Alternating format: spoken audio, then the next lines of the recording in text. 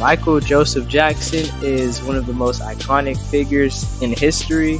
Whether you know him for his dance moves, his iconic songs, his many records he holds, or the many artists he has inspired before and after his death, Michael Jackson is a household name, and he is someone who will stay in everyone's mouths for probably the rest of the time.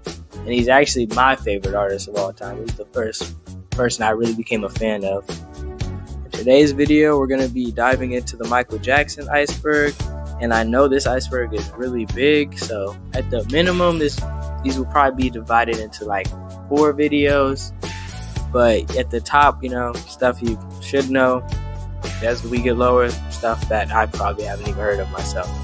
And yeah, this is the next series. I hope you guys enjoy. And without further ado, let's get into it.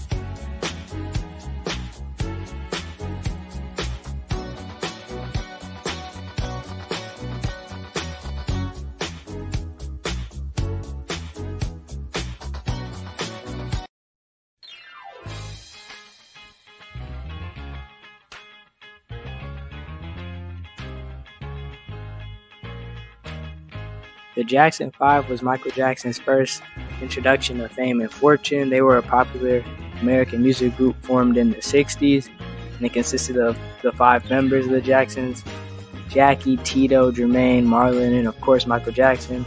And he was really the star of the group. He was the lead singer. They released numerous hit songs, including I Want You Back, ABC, and I'll Be There.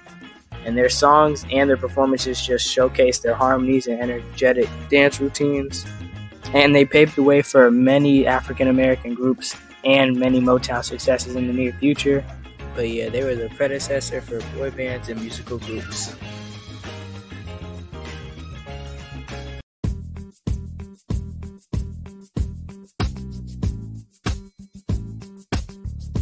Michael Jackson released 67 singles as a lead artist and 10 as a featured artist. He's one of the best-selling artists of all time. He's the first artist to have a top 10 single in the Billboard Hot 100 in 5 different decades. In 2012, Jackson was ranked the 5th best-selling singles artist in the United Kingdom with 50.3 million singles sold. And he has more than any other male artist in the Hot 100 era. He actually amassed 13 Billboard Hot 100 #1 singles. But yeah, he definitely has one of the most decorated discographies of all time.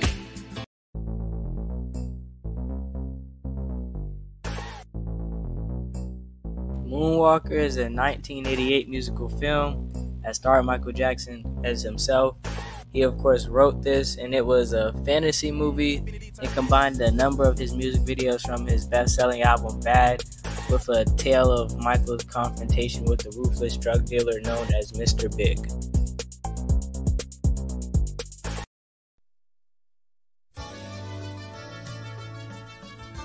Michael Jackson's changing appearance over the years, particularly his physical transformation and alleged cosmetic surgeries, has been a topic of public interest and speculation. And his evolving look included his lighter skin tone and facial features. Speculation suggests that Jackson may have undergone multiple surgeries beyond his acknowledged procedures. He acknowledged that he had a nose job and a cleft chin surgery. He stated that he had undergone these surgeries to address breathing difficulties and because of insecurities he had due to his father's bullying over the years. And some of the alleged surgeries include cheek implants, chin augmentation, skin lightening treatments, and lip augmentation. For the skin lightening treatments, it's a known fact that he did actually have vitiligo. It was actually revealed in his autopsy, so he wasn't lying about that. And for the rest of the surgeries, he probably did have more than he acknowledged, but I don't really think it's anybody's business. You've had implants in your cheeks. Oh, God. You've had a dimple made in your chin. Please, you've had your lips enlarged. Oh, please. You've had your eyelids reconstructed. Eyelids reconstructed. It's stupid. None of it's true. None of it's true. None of it's true. It's BS. They made it up. They lie. They don't want to give me credit for anything. One paper said I had each, because I was growing a little beard, he had each little hair transplanted into his face with a lasered in. How ignorant is that? I can't even grow a beard now? You ignorant fool who wrote such a... The glove is one of Michael Jackson's trademarks, and the only thing really more iconic than it is, of course, his moonwalking. And this is something that he started debuting with his 1984 Thriller release album, and during this time he said that he had this glove because 2 was ordinary and he felt cooler having 1. But a later reason that was revealed was because he was starting to develop vitiligo and he was starting to get skin blotches of his skin that were just white, and to hide them he of course wore this glove because it started off with his hand, and he hid this for as long as he could until it like was all over his body, so he had to lighten his whole body. But yeah, that's the whole thing behind the glove.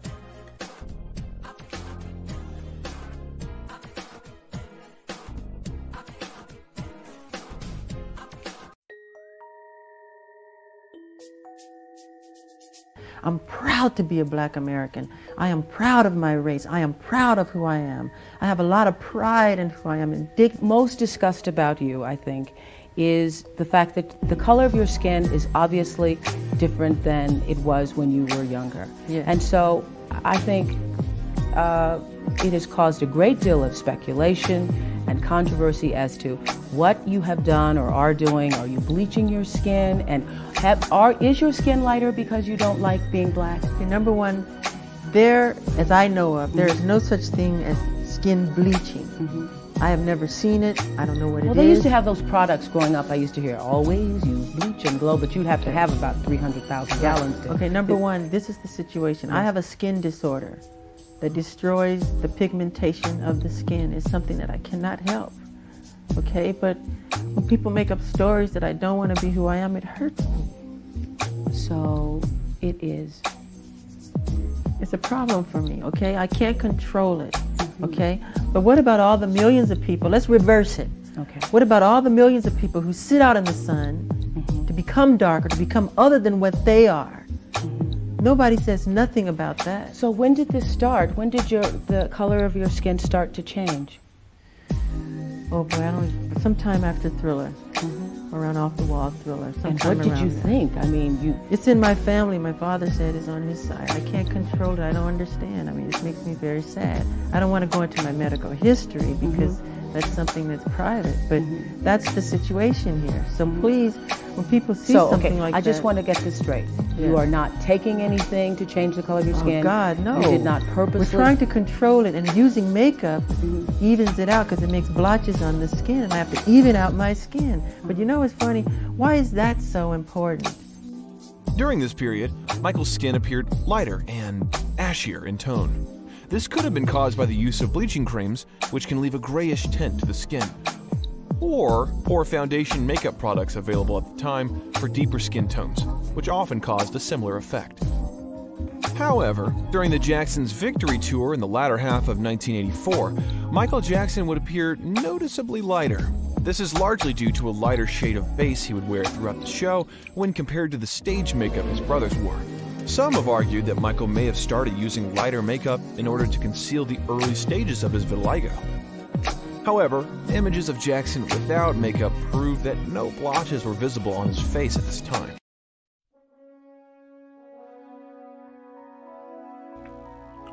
It's well-known information that Michael Jackson, along with his other siblings, were abused by their father, Joe Jackson, himself even admitting this, of course, years later. During the time they were blowing up and they were growing up as kids, him and his wife, Catherine, claimed that he didn't abuse them.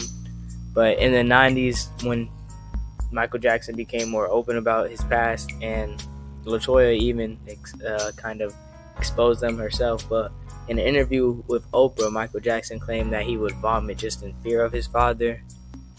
He even claimed that he would oil them down and make them strip nude so he could hit them with ironing cords, and when it hit you, you knew it would hurt even more because you were, naked with no clothes or anything to protect you.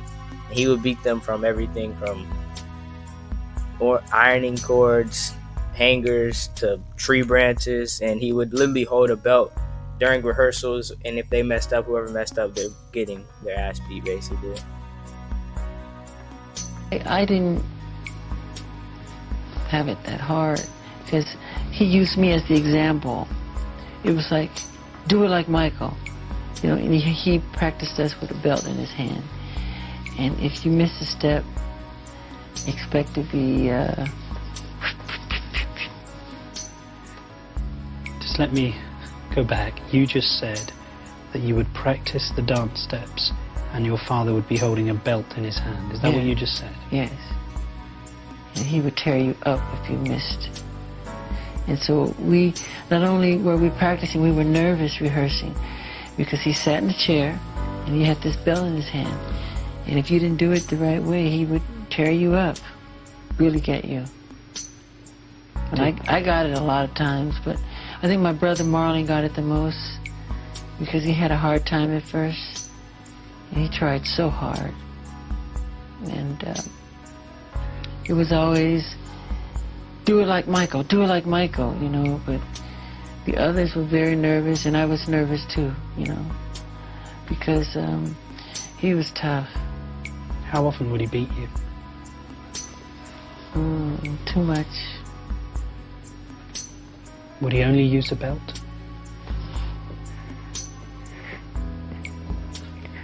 Why do you do this to me? No, more than a belt.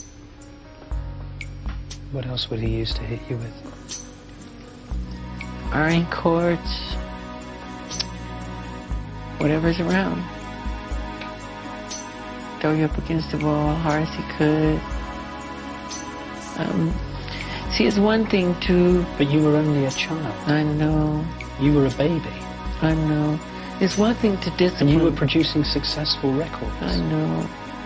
He would lose his temper. I just remember hearing my mother scream, "Joe, you're gonna kill him, you're gonna kill him, stop it, you're gonna kill him," you know, and I was so fast, you know, he couldn't catch me half the time, but when he would catch me, oh my God, it was bad.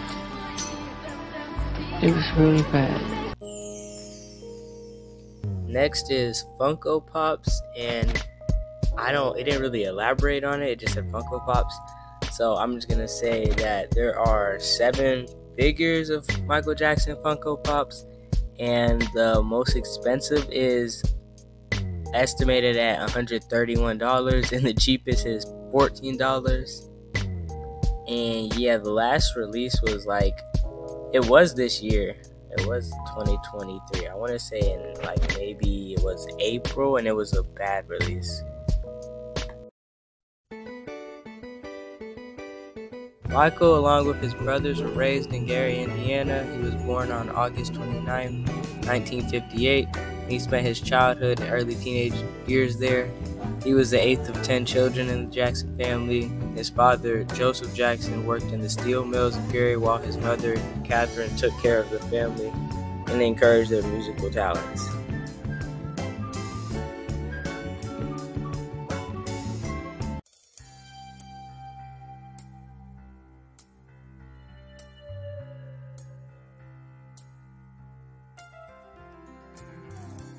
Alright, I'm not gonna lie, I'm not gonna talk about the Leaving Neverland documentary or any of that, because I feel like it's kind of bullshit and he's not here to offend himself.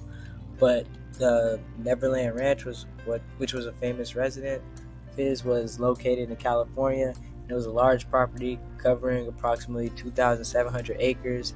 It served as Michael's private home and entertainment complex, and he named it Neverland after the fictional island in the story of Peter Pan, which symbolized a place where he could retain his youthful spirit and create a haven of joy and creativity. And the property featured a variety of amenities, including a zoo, amusement rides, a theater and train station, and beautiful gardens. There's also giraffes and all other kind of animals there. And it became synonymous with Michael Jackson's personal life and was often in the spotlight due to its unique lifestyle and charitable events hosted on the premise. And it was sold in 2008 after all the legal and financial challenges, and it hasn't been bought back by anybody since then. Sitting there talking, all of a sudden something magical would happen. Like 2 giraffes just walk by the window like, what the?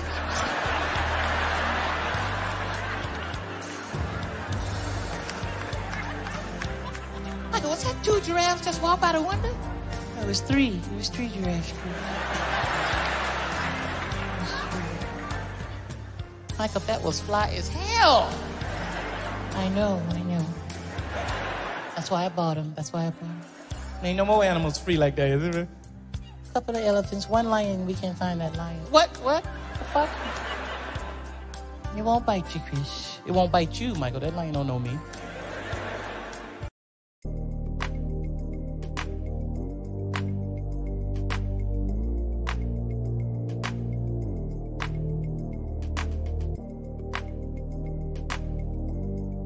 The song Don't Matter to Me is a collaboration between Drake and the late Michael Jackson. It was included on Drake's 5th studio album, Scorpion, and was released in 2018.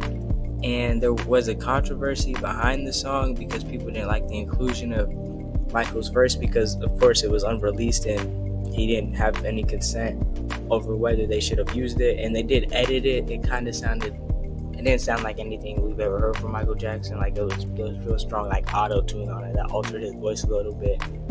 But some people who even, said or questioned the motives of this were Michael's family, like his nephew, who was one. And yeah, it got mixed reviews. The song was alright. I heard it before. It was okay. I was about to forget to say this. Of course, during this time was when the Leaving Neverland documentary was at its peak, so a lot of people were also just trying to cancel a dead man at the time, so that was another reason why people didn't like this collaboration. This is another gift for you. Wow. Some Michael Jackson. On the cover of Rolling Stone. What issue is this? This is number 81.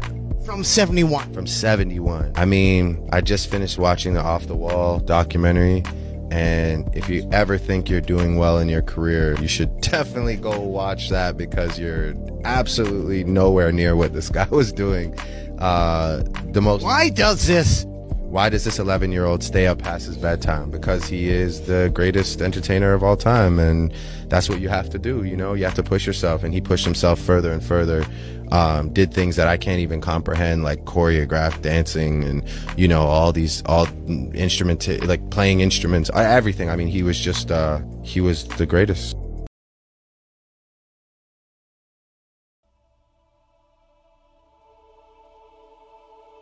While Michael Jackson technically wasn't the first black artist to be featured on MTV, it was actually Rick James for his song Super Freak in, I believe, 1981. He was the first black artist to have his music video in heavy rotation. This music video was Billie Jean. And in the early 1980s, before this, MTV was criticized for not featuring music videos by black artists. But Billie Jean was just so groundbreaking that it turned into a whole little turning point. And the success of it and its accompanying music video showcased Jackson's talent and creativity, and it helped break the color barrier on MTV. And in a way, he paved the way for every artist after him to be more shown and have more shine on them after his success. Just to watch MTV from time to time. There was nothing to watch. When they put some black people on there, I'll watch it. The criteria was you had to be thought of as a rock artist. And if you happened to be black, yellow, green, or yellow, they didn't care as long as that was the criteria there. In 1983, Rick James led a public assault on MTV for not playing black artists. Where was Rick James, Super Freak? Where was Diana Ross? Where was Earth, Wind and Fire? Where was Stevie Wonder? And the fact of the matter was, in the early days, MTV was sort of a rock and roll channel. There weren't a lot of African-American rock artists. But MTV's all-rock format shattered, and its color barrier broke when the incomparable Michael Jackson was an ideal showcase for Jackson, who had grown up in the song and dance Motown scene. That's the background that he came from, having to do those kind of shows, and since he was a child doing very tight choreography stuff with his brothers. Michael Jackson is such a great performer. He was able to take these routines and then put it in the context of a video. He could dance. Michael Jackson could dance. That's why he was able to use video. All he had to do was have the camera on.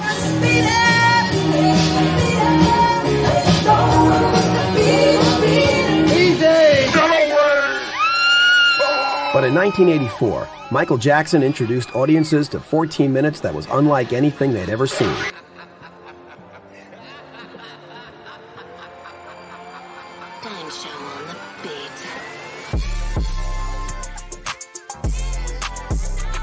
The controversy with the Thriller music video was since it did include zombies, werewolves, and other horror-inspired imagery, some viewers found it too intense or scary for younger audiences, while others appreciated its unique and innovative approach.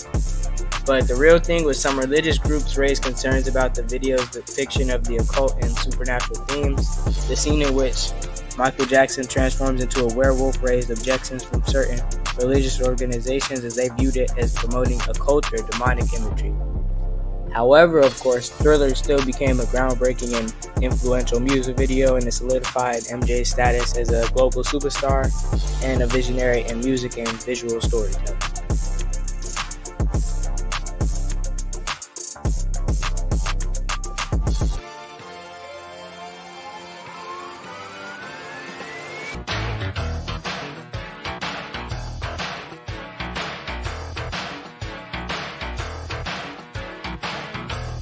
The Michael Jackson baby dangling incident occurred on November 20th of 2002, where Michael Jackson briefly held his infant son, Prince, also known as Blanket, over a 4th-floor balcony railing at the Hotel Adlon in Berlin, Germany. Jackson's action drew significant media scrutiny and attention, and this incident took place in front of a crowd of fans and paparazzi. Michael Jackson's claimed that he apologized, of course, and claimed that he only wanted to show his son to the world, and the incident sparked widespread criticism and concern for the safety of the child. Many people saw Jackson's actions as reckless and endangering the welfare of his son, and while he did apologize, he acknowledged that he should not have put his son in such a vulnerable position and promised that it would never happen again. And it added to the controversy surrounding Michael Jackson's personal life, which had already been subject to intense media scrutiny due to all the lawsuits and the legal troubles at the That's totally ignorant. I would never do that to my children or any child. Try to kill them? Come on. Stupid. And why would I put a scarf over the baby's face if I was trying to throw him off the balcony? We were waiting for thousands of fans down below, and they were chanting they wanted to see my child. So I was kind enough to let them see. I was doing something out of innocence. Hi, everyone. Yes, okay, that's more than enough, Michael. Yes, very good. Little dangerous, I think. That's enough. That's enough. I said that's enough, you sick, twisted fruit!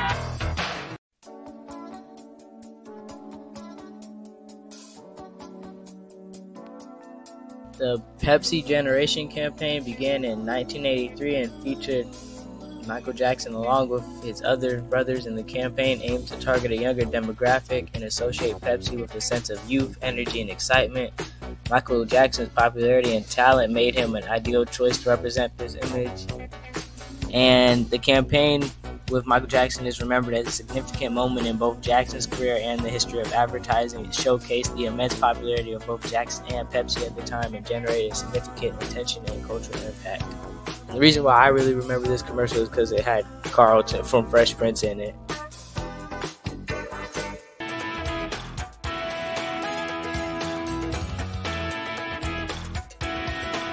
Michael Jackson's Super Bowl halftime performance took place on January 31st, 1993, and it was held at the Rose Bowl Stadium in Ensenada, California.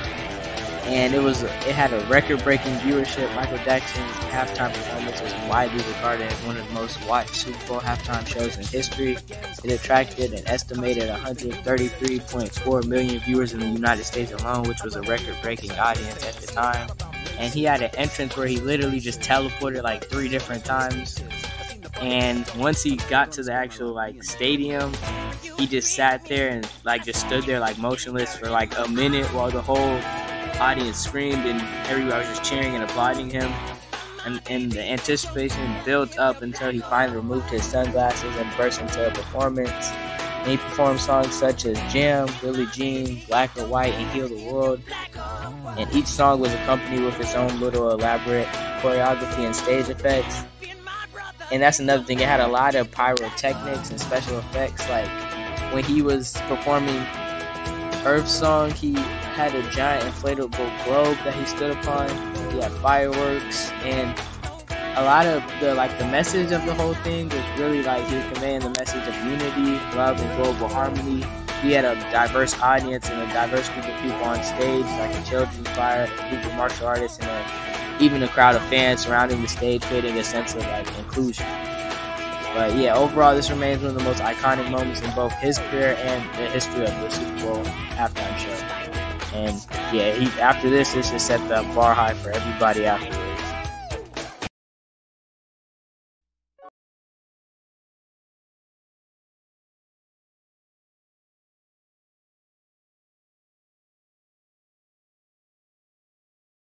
Willie and Michael Jackson is the song Will You Be There, which was featured in the film's soundtrack, and it was released for the 1993 film Free Willy. The song served as the main theme for the movie and was included on the film soundtrack album, and it carries a message of friendship, support, and perseverance, and it was really like prominent during key moments in the movie, including like the climax and emotional scenes. And the music video was basically just promotion for the Free Willy movie, because he just used scenes from the movie with himself performing. And the song achieved commercial success and also received a Grammy nomination for the Best Pop Vocal Performance. And the involvement with this just aligned with Michael Jackson's interest in environmental and humanitarian issues, which he was known for supporting.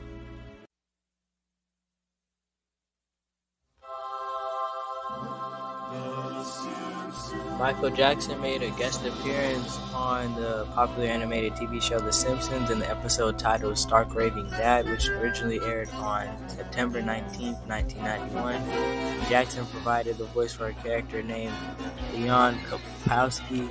In the episode, Homer Simpson is mistakenly sent to a mental institution where he meets a man named Leon who believes he is Michael Jackson. Due to a contractual agreement, Jackson's voice role was credited under the name John J. Smith. However, it was widely known that it was actually Michael Jackson providing the voice. And yeah, the episode, I remember this episode because it had like a really good song in it. It was Bart and the Jackson impersonator singing to Lisa Simpson because it was her birthday. And that, however, is the one part where he actually doesn't sing. It's actually an impersonator, but there is his own version on YouTube, of course. Michael Jackson singing the song himself. It's called Lisa. It's like Lisa, It's Your Birthday. And the episode was later removed because it was after that Leaving Neverland was released in 2019, and they didn't really want to promote or glorify a figure whose legacy had become controversial at the time. However, before that, it did get pretty good reviews and was well received by audiences. It's a pretty memorable episode, if you ask me. And shoot, it was so long ago that a lot of people don't even remember it, so it's kind of pointless to remove it, but yeah. Can't believe you never heard of me. I'm a very popular entertainer. Oh, of course I've heard of you. I mean, you'd have to be living under a rock not to know. What'd you say your name was? Michael Jackson. Doesn't ring a bell. Well, have you heard of MTV? Nope. Motown? No. Beat It? You beat it. Thriller? What was that last one? Thriller? Nope. Well, how about this? Billie Jean is not my lover. She's just a girl who says that I am the one. But the kid is not my son. Wow. How do you do that thing with your feet? The moonwalk? No, that thing with your feet. Here, look. Just raise your heel a bit and put a little pressure on the ball of your foot. Uh-huh. Huh? Don't! You seem like a nice guy. Why'd they put you in here? 'Cause I wore a pink shirt. I understand. People thought I was crazy for the way I dressed. What'd you wear? One white glove covered with rhinestones.